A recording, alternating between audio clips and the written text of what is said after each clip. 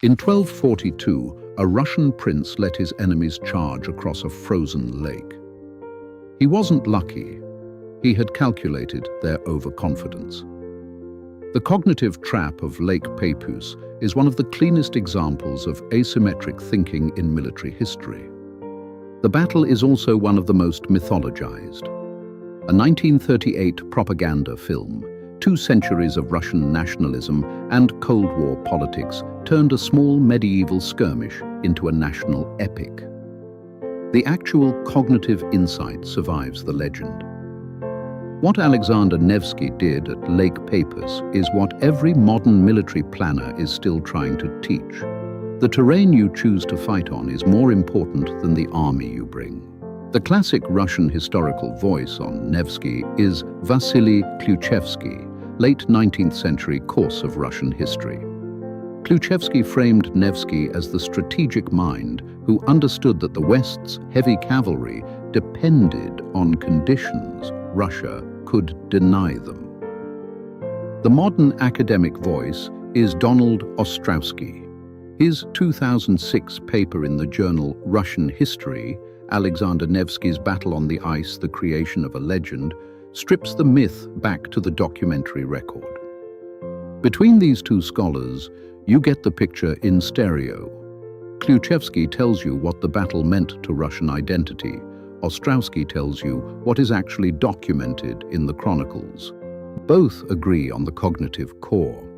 Nevsky understood his opponent's confidence and the geometry of their mass. He used that against them. The 13th century was the high point of the Northern Crusades. The Teutonic Knights, a German military religious order, were systematically conquering and converting the Baltic peoples east of the Holy Roman Empire. By 1240, they had reached the western frontier of Novgorod. The Republic of Novgorod was not Catholic. From the order's perspective, it was a target. From Novgorod's perspective, the Teutonic Knights were the next wave of an existential threat. Alexander Nevsky was 21 years old. He had won a battle against Sweden 2 years earlier, at the Neva River, hence his name. Now Novgorod called him back to handle the Teutonic Order. Nevsky's first move was reading his opponent. Heavy cavalry in plate armor, the Teutonic Knights Corps unit, works on flat, dry ground where mass and momentum can deliver the shock charge. On any other terrain, plate armor becomes a liability. Mud slows it, sand traps it, ice cracks under it. The trick was to make the knights commit their charge in a place where the terrain itself would be the second army. Lake Peipus was still frozen in early April.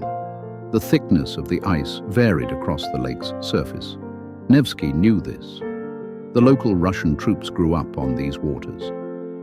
He drew his line up on the eastern shore, in front of an inlet where the ice was thinnest. The Teutonic Knights had to charge across the lake to engage. Every step, they were getting closer to the trap. The morning of April 5th, 1242. 12 to 1,500 Russian infantry on light skis and felt boots, drawn up across the ice on the eastern shore. 2,000 to 4,000 Teutonic Knights and their Estonian and Livonian auxiliaries formed up on the west. The Knights charged in their classic wedge formation, heavy plate cavalry packed tightly to deliver maximum impact at the contact point. Nevsky's center took the impact and bent backward, slowing them. Then the flanks closed. Russian infantry and light cavalry attacked the wedge from both sides. The Knights tried to wheel their formation. They couldn't. Too packed, too heavy, the inertia of the charge still pulling them eastward. Beneath them, the ice began to crack. Plate armor weighs 40 kilograms per knight. Multiply by horse plus knight plus packed formation, and you exceed what early spring Lake Peipus ice can support. What started as a charge became a slow drowning. Russian chronicles record the cracking ice. German chronicles record the catastrophe but downplay the lake. The battlefield ended in cold, dark water. Casualty figures vary wildly between sources. Russian chronicles claim 500 knights dead and 50 captured. The Teutonic Order's own chronicle says 20 knights killed and 6 captured. The reality is probably between, but closer to the Order's number. Most casualties were the auxiliary troops, not the elite knights. What did not vary was the strategic outcome. The Teutonic Order signed a treaty with Novgorod. The Order's eastward expansion stopped. They never tried Lake Peipus again. Alexander Nevsky was 21 when he won this battle. He went on to govern Novgorod and later all of Russia under Mongol overlordship. The Russian Orthodox Church canonized him in 1547. The cognitive trap of Lake Peipus could have stayed a footnote. It became a national epic for one specific reason: Sergei Eisenstein's 1938 film, Alexander Nevsky. Stalin commissioned Eisenstein to make a propaganda film as Nazi Germany was rearming. The film cast the Teutonic Knights as proto-Nazi invaders, drowning ignominiously, while the Russian peasant army defended the motherland. Sergei Prokofiev wrote the score. The battle on the ice sequence, 12 minutes of operatic visual storytelling, became one of the most influential cinematic battle scenes ever made. Donald Ostrowski's 2006 paper does the careful work of separating Eisenstein's invented details, the cracking ice timing, the visual scale, even some specific characters, from what the medieval chronicles actually report.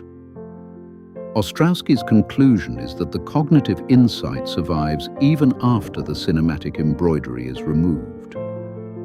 Strip away Eisenstein. Strip away the Russian Orthodox canonization. Strip away the 700 years of nationalism. What is left is the cognitive achievement. Nevsky modeled his opponent more carefully than they modeled the terrain. He knew their training, their formation, their weight, their assumptions. He picked a battlefield where their strengths inverted into liabilities. Modern military doctrine, from John Boyd's OODA loop to John Keegan's terrain analysis, keeps rediscovering the same insight. The cognitive flexibility of a defender who chooses the ground tends to defeat the technical superiority of an attacker who only chooses to come. Subscribe and share.